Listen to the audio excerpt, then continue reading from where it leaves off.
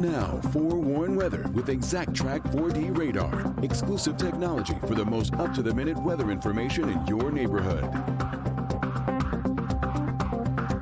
And all the Detroit fans will be headed down early. Yeah. I know they play inside, but the forecast matters if you're parking far away and you're walking to LCA. Thank you for understanding that. Some people are like, they play inside. I'm like, I know this, but I also know what it's like to not want to pay a ton of money for parking. You got to park even far away is expensive. So yeah, you're going to run into the possibility of a couple showers walking in.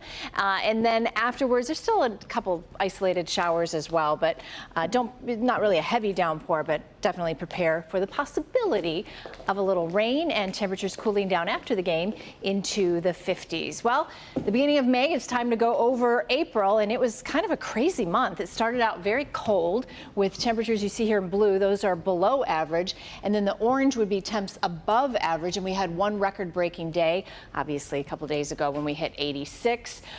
We're still below average for rain. Normal should have been around 3 inches, 3¼ inches, and we didn't even crack the 3-inch mark. Last year we had over 4 inches. And it doesn't look like we'll be catching up anytime soon. The 6 to 10 day outlook calls for precip to be above average from May 7th through May 11th, and then the 8 to 14 day outlook looks also to be below average for precip for all of the Great Lakes.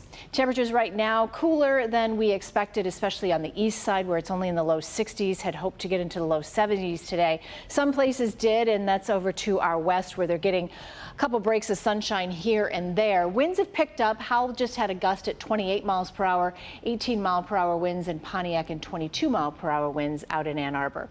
There's some heat, 80-degree heat now in Pittsburgh, and DC's at 82, but cooler up in Boston where it's only 53. So we had that rain come through earlier today. It was heavy at times, as you're aware, and now we still have a few showers and a couple embedded thunderstorms back out to the west. No severe weather or anything like that, but I know a lot of sporting events and practices are canceled tonight because it's just been such a rainy day. So even though the rain is tapered off, we'll still have some pockets of showers and again possibly a rumble of thunder, although I think it's just going to be kind of some moderate rainfall for us. Tomorrow morning we can't rule out a couple sprinkles here and there. Won't be like today with heavy downpours. Most of tomorrow will just be kind of cloudy with temps getting back a little warmer into the mid to upper 60s. So by tomorrow night it'll just be mostly cloudy, setting us up for a pretty nice weekend ahead. 53 overnight tonight, mostly cloudy skies. Again, we can't rule out a shower. It's a little breezy, winds out of the west southwest around 10 to 20, and you saw a couple of those gusts that were over 25 miles per hour. Tomorrow, 66 for a high, mostly cloudy, a stray shower or two, again, not like what we had today, and winds will be a little calmer tomorrow out of the west-southwest, about 5 to 10 miles per hour. Looking ahead to Saturday, didn't put any rain Saturday. There might be a sprinkle in the morning, but it would be few and far between. Otherwise, we'll just call it partly to mostly cloudy, but it is going to be cooler than normal with highs only in the low 60s.